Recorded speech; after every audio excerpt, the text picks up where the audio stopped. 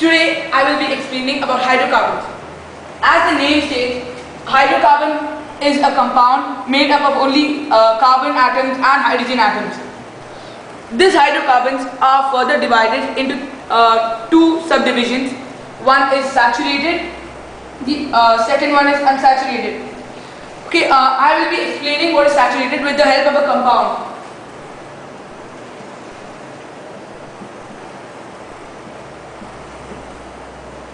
This is methane. Okay, as you can see, a saturated compound is a compound which has only single bonds, 4 single bonds around it, while an unsaturated compound is further divided into two subdivisions. One is with a double bond, and if there's a triple bond, then there's only 2 bonds, as you can see, for matching the valency. Okay, if it has only single bond, it's a saturated compound and it is known as an alkane. If it has a double bond, it's an unsaturated compound and its name is alkene. If it has a triple bond, that is a carbon to carbon triple bond, then it is known as alkene. Okay, now this is methane. This suffix, this is a method how we can identify if a given carbon compound is an alkane, alkene or alkyne. If it is an alkane, the suffix ane will be present. If it's an alkene, like ethene, the suffix ene will be present. And if it's alkyne, that is if it has a triple bond, the suffix "-ine" will be present.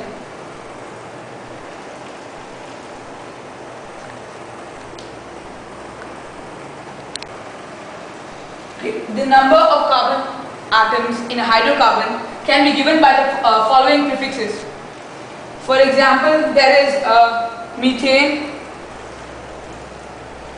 with the structure as CH4.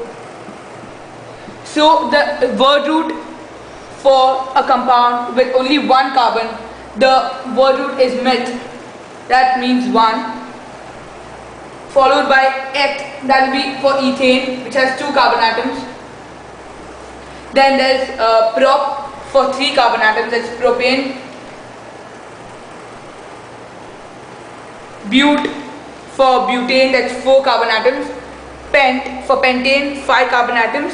Followed by hex for hexane, hept for heptane, that is 6, 7, followed by oct, that is 8, non, 9, and dec, that's 10. So this is an important part of naming a carbon atom. First, the word root is the primary component of the name. Met, ex, prop, but, hex, hept, oct, non or dec.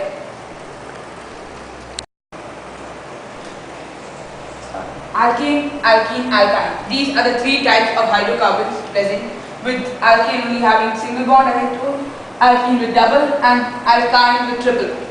Okay, for finding the number of hydrogen atoms when the carbon atoms are given, there are general formulas. The general formula for alkane is CnH 2n plus 2. Taking an example for methane, C, where n is equal to 1, it will be C1 H 2 into 1 plus 2, which will give you CH4. This is followed for each of the hydrocarbons in the alkane series. So for C2, it will be H 2 into 2 plus 2, which will be C2H6. Okay, now for alkynes, the general formula is CnH2n. So for alkynes, we cannot take met, as alkyne should have a double bond between the carbon atoms, while methane has only one carbon atom. So the first member of the alkene group is ethane.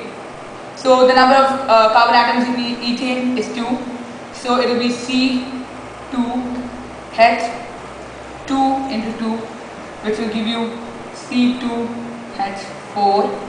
And the next one, N is equal to 3, C3H2 into 3, which will give you C2H6.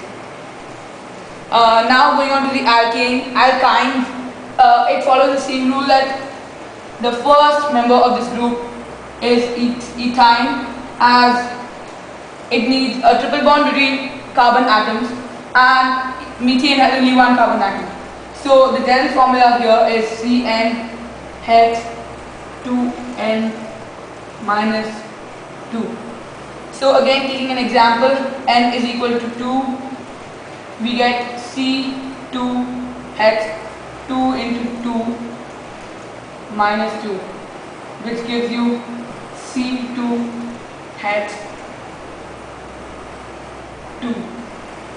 Then there is n is equal to 3, we get C3H3 into 2 minus 2, which again gives you C3H4.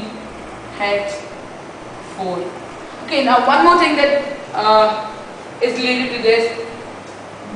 These general formulas are applicable to any alkene or alkyne in the group, and it is not, what can you say, confined to a specific hydrocarbon. It can come for maybe C100. The hydrogen atom will be H2 into 100 plus 2, which will give you C100 H202. And it will be the same for alkenes and alkynes.